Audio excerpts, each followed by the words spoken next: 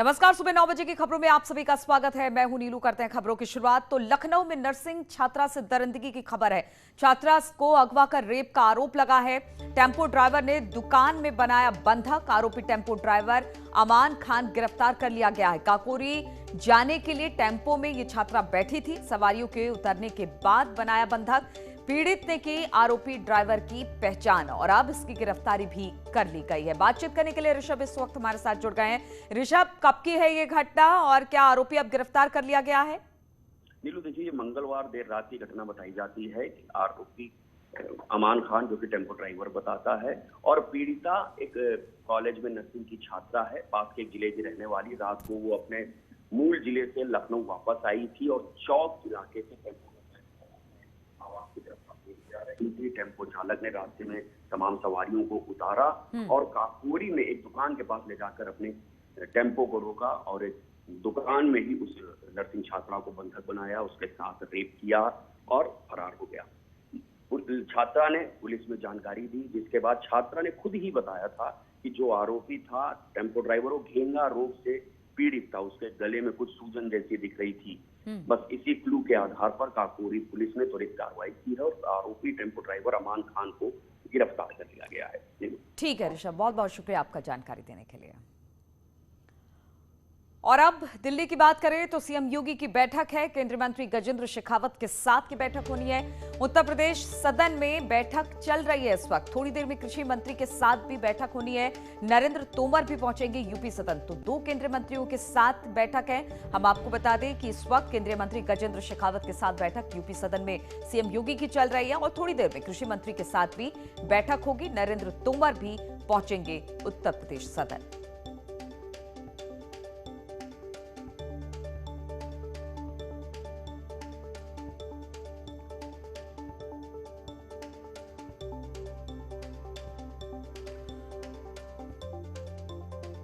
और मुख्यमंत्री की केंद्रीय मंत्रियों से मुलाकात पर बातचीत करने के लिए इस वक्त उत्तर प्रदेश सदन से हिमांशु शुक्ला हमारे साथ जुड़ गए। हिमांशु, बैठक शुरू हो चुकी है और इसके बाद दूसरी बैठक भी होनी है एक और केंद्रीय मंत्री से। तो आज किस तरह का कार्यक्रम सीएम योगी का और कब तक रहने वाले हैं दिल्ली में? जी बिल्कुल, आपको बता दें कि सुबह 8:30 बजे पहली मीटिंग थी गजेंद्र सिंह शेखावत के साथ, जो केंद्रीय जल शक्ति मंत्री हैं। अभी बैठक उनके साथ चल रही है। इसके बाद 9 बजे केंद्रीय कृषि मंत्री नरेंद्र सिंह तोमर के साथ बैठक होगी और जो तमाम मुद्दे हैं, क्योंकि किसानों का मुद्दा लगातार गरमा रहा है, विपक्ष इसको मुद्दा भी बना रहा है और जिस तरीके से राकेश टिकैत लगातार चेतावनी भी दे रहे हैं उत्तर प्रदेश सरकार को कि दिल्ली के बाद अब यूपी को भी चक्का जाम करेंगे, तो तमाम बातों को लेकर बातचीत हो सकती है। और कुछ ही देर में अब यहाँ पर केंद्रीय कृषि मंत्री नरेंद्र सिंह तोमर पहुंचेंगे। फिलहाल इस समय जो बैठक चल रही है वो केंद्रीय जल शक्ति मंत्री गजेंद्र सिंह शेखावत के साथ चल रही है। 9:30 बजे सीएम योगी आदित्यनाथ यूपी सदन से गाजियाबाद के लिए रवाना होंगे और फिर वहां से 9:30 बजे लखनऊ के लिए रवाना हो जाएंगे। तो कार्यक्रम कुछ ऐसा ही है आज का। जी ठीक है हिमांशु, आप हमारे साथ बने रहे क्योंकि एक और खबर हमको लेनी है, उसके बाद आपके पास दोबारा लौटेंगे। मिशन 2022 को लेकर बीजेपी के दिग्गजों ने दिल्ली में 2 दिन तक मंथन किया। गुरुवार को अवध, काशी और गोरखपुर क्षेत्र के सांसद शामिल हुए। सीएम योगी भी मीटिंग में मौजूद रहे। बीजेपी के राष्ट्रीय अध्यक्ष जेपी नड्डा की अध्यक्षता में ये बैठक हुई। 2022 की चुनावी रणनीति पर चर्चा हुई। साथ ही सभी सांसदों से कहा गया कि वो अपने क्षेत्र में राशन वितरण और वैक्सीनेशन की स्थिति पर फोकस करें। उन्हें यह भी कहा गया कि सबका साथ सबका विकास पर जोर दें।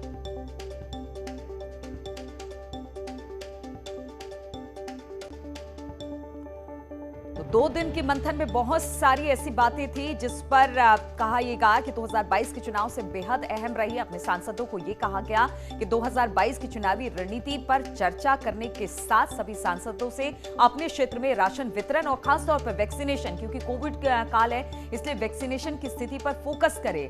जाएं अलग अलग बूथों में, देखें कि वहां पर व्यवस्था किस तरीके की है, यानी कि सरकार की जो योजनाएं हैं उसका सही तरीके से लाभ लोगों को मिल पा रहा है कि नहीं, इस बात पर खासा फोकस इस 2 दिन में रहा। साथ ही साथ ये भी कहा गया सांसदों को कि सबका साथ सबका विकास, इस पर जोर देना है।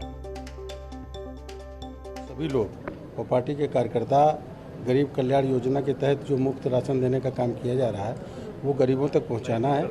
और जो कोरोना है उस कोरोना से भी तीसरी लहर से निपटने के लिए सेवा ही संगठन है, जो निगरानी समितियां बनी हैं, उन तक के जो किट वगैरह वितरण कर दिया गया है, उसके लिए जनजागरण अभियान का पार्टी के कार्यक्रमों को पार्टी के राष्ट्रीय अध्यक्ष जी और माननीय मुख्यमंत्री जी सांसदों से संवाद करके आगे बढ़ाने के लिए बैठक थी, रूटीन बैठक।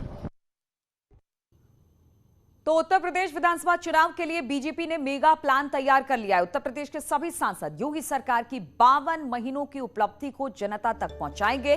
सरकार के सभी सांसदों को अपनी उपलब्धियों की किताब दी गई है, जिसमें इरादे नेक काम अनेक वाले बुकलेट भी शामिल हैं। इस किताब में 1 डिस्ट्रिक्ट 1 प्रोडक्ट का भी खास तौर पर जिक्र किया गया है। कुछ दिन पहले वाराणसी दौरे पर आए प्रधानमंत्री मोदी ने कोरोना काल में किए गए कामों को लेकर योगी सरकार की जमकर तारीफ की थी और अब इसी योगी सरकार के कामकाज को जनता तक पहुंचाना है। 52 महीने में ये सारी चीजें किस तरह से काम की योगी सरकार ने, उस काम को जनता तक पहुंचाने की बात कही गई है। तो ये है एक मेगा प्लान जो कि बीजेपी 2022 के चुनाव को देखते हुए जनता तक लेकर जाएगी। और इसी पर बातचीत करने के लिए दिल्ली से हिमांशु हमारे साथ जुड़े हुए हैं और लखनऊ से इस वक्त राजीव सिंह भी हमारे साथ जुड़ गए हैं। पहले हिमांशु के पास चलेंगे। हिमांशु, कल दूसरे दिन की बैठक थी, आप वहां पर मौजूद थे और इस बैठक में बहुत सारी ऐसी चीजें थी जो निकलकर सामने आई, खासतौर पर 2022 के चुनाव के लिए। तो अब किस तरह से जनता के बीच ये तमाम सांसद, क्योंकि अब तक तो एमएलए को हमने देखा या फिर जो स्थानीय नेता थे उनको देखा, लेकिन इस बार सांसदों को भी 2022 के इलेक्शन में अभी से लगाया गया है। जी बिल्कुल, एक बड़ी चुनौती है क्योंकि अब 6 से 7 महीने का वक्त रह गया चुनाव में। और जो सबसे बड़ी बात है कि केंद्रीय जो मंत्री बनाए गए हैं यूपी से, यानी 7 बनाए गए, जिसमें से एक अपना दल की अनुप्रिया है, सभी को जिम्मेदारी दी गई है। प्रत्येक केंद्रीय मंत्री को 10 लोकसभा क्षेत्र की जिम्मेदारी दी गई है। यानी अगर औसतन माने तो एक लोकसभा में 3 से 4 या 5 विधानसभा होती है, यानी 50 विधानसभा कवर करेंगे एक केंद्रीय मंत्री और तकरीबन 350 सीटें कुल कवर करनी है। यानी बड़ी चुनौती दी गई और सबसे बड़ी बात यह है कि जनता के बीच जाना है, उनका आशीर्वाद लेना है, आशीर्वाद यात्रा भी निकालनी है। साथ ही जो केंद्र की और राज्य की सभी योजनाएं हैं उनको जनता तक लेकर जाना है। कोविड को लेकर जो कुछ तैयारी रही, उसके बाद कोविड वैक्सीनेशन को लेकर खास तौर पे जगह जगह जो बूथ्स रहेंगे, जिला अस्पताल रहेंगे, इनके निरीक्षण किए जाएंगे केंद्रीय मंत्रियों द्वारा और लोगों को प्रोत्साहित किया जाएगा। क्योंकि हम लोगों ने ऐसी भी खबरें देखी हैं कि लोग जो है भ्रमित रहे हैं और कई राजनीतिक दल भी जब शुरुआती दौर में सामने आए कि वो वैक्सीनेशन को लेकर लगातार मना करते रहे, लोगों से अपील करते रहे। तो इन सब भ्रम की स्थिति को दूर करने के लिए केंद्रीय मंत्रियों को खासतौर पर लगाया गया है। जमीनी स्तर पर जाएंगे, ज्यादा से ज्यादा संवाद करेंगे और जो केंद्र और राज्य की योजनाएं हैं उनके लाभार्थियों को और जो लाभार्थी पात्र, इसलिए जिम्मेदारियां बहुत ज्यादा हो जाती हैं सांसदों पर। अब किस तरह से वो लोगों को जोड़ेंगे, इसके लिए भी खाका तैयार कर लिया गया है। राजीव भी हमारे साथ लखनऊ से हैं। राजीव, अगर बात की जाए पूरे सूबे की तो 52 महीने में योगी सरकार ने क्या काम किया ये तो सबने देखा, लेकिन अब इसको जन जन तक पहुंचाना है। जिस तरह से हिमांशु भी बता रहे हैं कि वैक्सीनेशन को लेकर या फिर कोविड को लेकर जिस तरह से भ्रम फैलाया गया था उसको भी दूर करना है, तो कितनी बड़ी जिम्मेदारी नेताओं पर। देखिए, यकीनन एक बड़ी जिम्मेदारी उत्तर प्रदेश के बीजेपी सांसदों को सौंपी गई है। इस दौरान बीजेपी सांसदों को जहां अपने जिले के सभी विधायकों को जिताने की जिम्मेदारी सौंपी गई है, वहीं मोदी और योगी सरकार की उपलब्धियों को भी जन जन तक पहुंचाने की जिम्मेदारी सौंपी गई है। और इसी के चलते खुद मुख्यमंत्री योगी आदित्यनाथ ने इस बैठक में जहाँ उत्तर प्रदेश में किए गए कार्यों की जानकारी दी, तो वहीं दूसरी ओर बुकलेट जारी करके भी सभी सांसदों को ये जानकारी दी गई है कि कहाँ कहाँ पर कौन कौन से काम कराए गए हैं। इस दौरान इन उपलब्धियों को योगी सरकार की जन जन तक पहुंचाने का निर्देश दिया गया है, जिसमें सबसे बड़ा जो खास तौर पर अभियान चलाया जा रहा है वो राशन वितरण का है। क्योंकि करोड़ों की संख्या में उत्तर प्रदेश के लोगों को राशन बांटा जा रहा है और यही कारण है कि लोगों बीजेपी ये चाहती है कि जो उसकी महत्वाकांक्षी योजनाएं रही हैं वो उनको लोगों तक पहुंचे और उन्हें ये पता चले कि ये बीजेपी सरकार की देन है। क्योंकि उत्तर प्रदेश में एक बड़ी चुनौती है 2022 के चुनाव को देखते हुए और यही कारण है कि जो जातिगत व्यक्तिगत समीकरण हैं,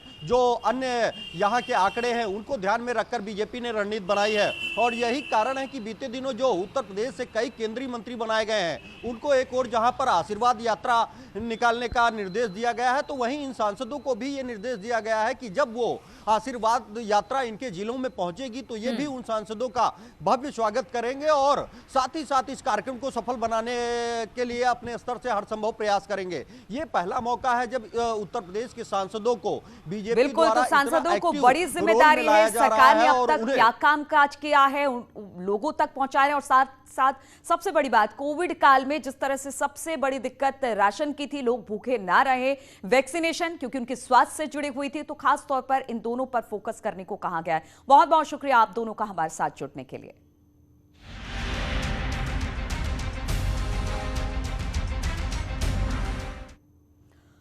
और मोदी सरकार ने अंडर ग्रेजुएट और पीजी के मेडिकल कोर्सेज में एडमिशन के लिए अब ओबीसी कैंडिडेट्स को 27% और आर्थिक रूप से कमजोर वर्ग के छात्रों के लिए 10% रिजर्वेशन देने का ऐलान किया है। सरकार के इस फैसले से हर साल 5,550 छात्रों को फायदा मिलेगा। मेडिकल एजुकेशन के सेक्टर में एडमिशन के लिए ओबीसी और आर्थिक रूप से कमजोर तबके के छात्रों को बड़ी राहत मिली है। मोदी सरकार ने एक अहम फैसला लिया जिसके तहत ओबीसी को 27% और आर्थिक रूप से कमजोर कैंडिडेट्स को 10% आरक्षण दिया जाएगा। केंद्र का ये फैसला 2021-22 के सत्र से लागू होगा। इस फैसले की जानकारी पीएम ने सोशल मीडिया के जरिए दी।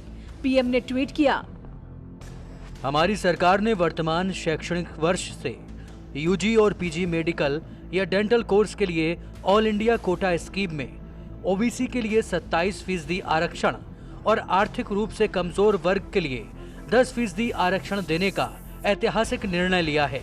ये हमारे देश में सामाजिक न्याय का नया प्रतिमान बनाएगा।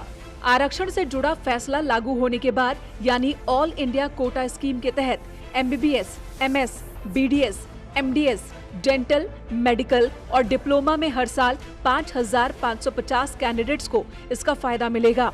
प्रधानमंत्री मोदी ने आरक्षण के मसले पर 26 जुलाई को बैठक की थी। मीटिंग के महज 3 दिन बाद ही सरकार ने ओबीसी और ईडब्ल्यूएस स्टूडेंट्स के लिए बड़ा ऐलान कर दिया।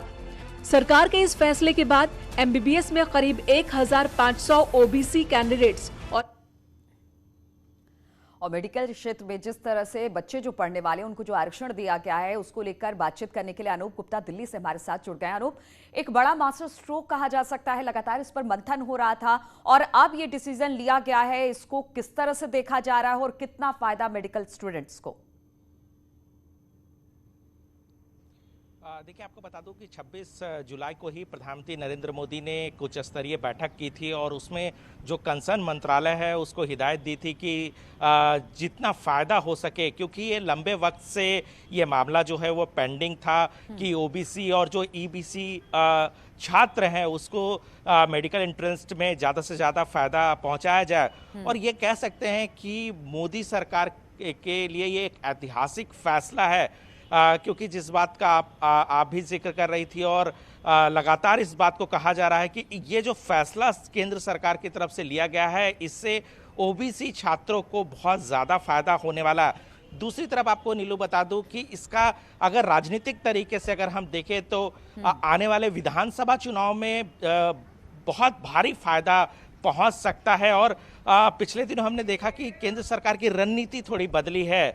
वहां यंग लोगों को, जो यंग प्रोफेशनल्स हैं, उनको किस तरीके से ज्यादा बेनिफिट दिया जाए, इस पर मोदी सरकार का फोकस है। और जिस तरीके से छात्रों को मेडिकल एंट्रेंस में इसका फायदा होगा, ओबीसी छात्रों को फायदा होगा, ईबीसी छात्रों को फायदा होगा, ये अपने आप में कह सकते हैं कि एक ऐतिहासिक फैसला केंद्र सरकार की तरफ से लिया गया है। बहुत बहुत शुक्रिया आपका अनूप, हमारे साथ जुड़ने के लिए। और गोवा के सीएम प्रमोद सावंत का एक विवादित बयान सामने आया है और इस पर कांग्रेस ने निशाना साधा है। कांग्रेस के राष्ट्रीय प्रवक्ता जयवीर शेरगिल ने ट्वीट किया है, कठुआ, उन्नाव, हाथरस और अब गोवा, बीजेपी को हमेशा बलात्कारियों का बचाव करते हुए और पीड़ित परिवार को दोष देते हुए देखा जाता है, क्योंकि बीजेपी का नारा है बेटी बचाओ नहीं बल्कि बेटी डराओ है। गोवा के सीएम की टिप्पणी माता पिता को दोष देना ऐसी ही मानसिकता को दर्शाता है। महिला सुरक्षा को लेकर बीजेपी ब्रिगेड का ये कैसा विजन है?